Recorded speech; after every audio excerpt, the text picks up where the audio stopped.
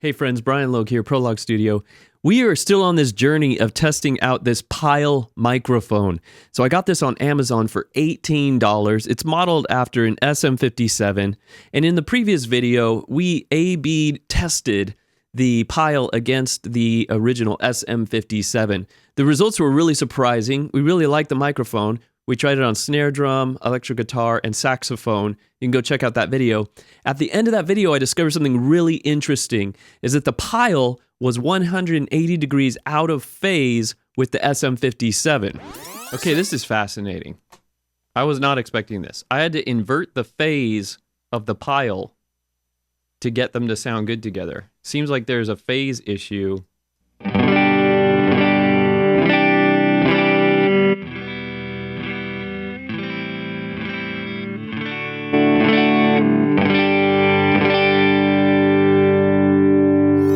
So I did what any self-respecting YouTuber would do. I went and I bought a second Pile microphone. So I'm now $36 into this experiment. The second microphone was in phase, which means that the polarity is correct on this microphone. On the first one that I bought, the polarity was backwards. Now, this got me thinking, in the olden days, before phase switches or polarity switches on your DAW or on your mixing console, in the old-timey days, what they would do is just take a microphone cable and rewire it backwards, and that would send one microphone signal in phase and the other microphone signal out of phase on purpose. And you could do this. You have two microphones pointing at a source, like a top of a snare drum and a bottom of a snare drum. That way they're working together instead of against each other.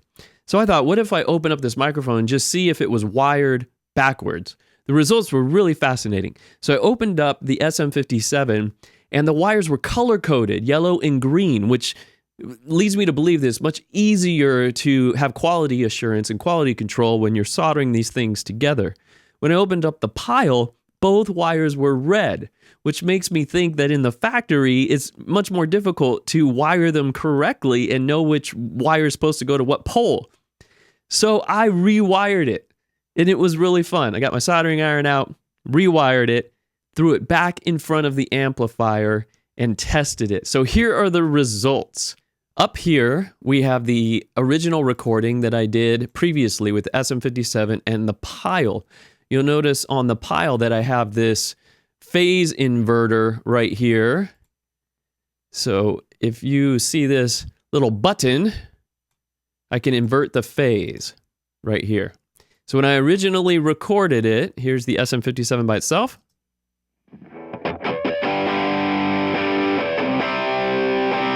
And when I bring in the Pile, whoa, dropped in volume considerably. And I invert the phase on the Pile, it comes back.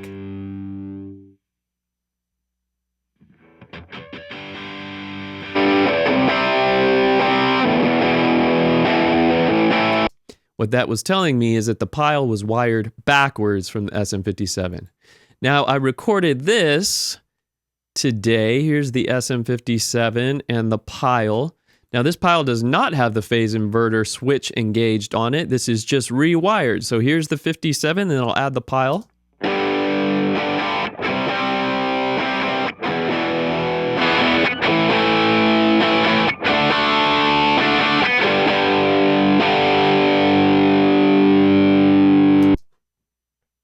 Fixed it. All I had to do was open up the mic and rewire it backwards. Now, this is just a good lesson. You get what you pay for. A $99 Shure SM57, quality is going to be there. The Pile, $18. It's a little hit and miss with the quality, but it was not a problem that was insurmountable. All I had to do was open it up and resolder it. Now I have two Pile mics that I can use. I really do like the sound of them. Check out the other video for the full review, but I have two of these mics now. They'll come in really handy, especially I'm thinking working with a drummer who may not have the best aim. And I've had drummers hit my SM57s before and smack the plastic top off. I might put a Pile microphone on the top of the snare, let them hit it. It's only 18 bucks. Anyways, this was a lot of fun. Like, subscribe, hit all the buttons, do all the things. We'll see you in the next video.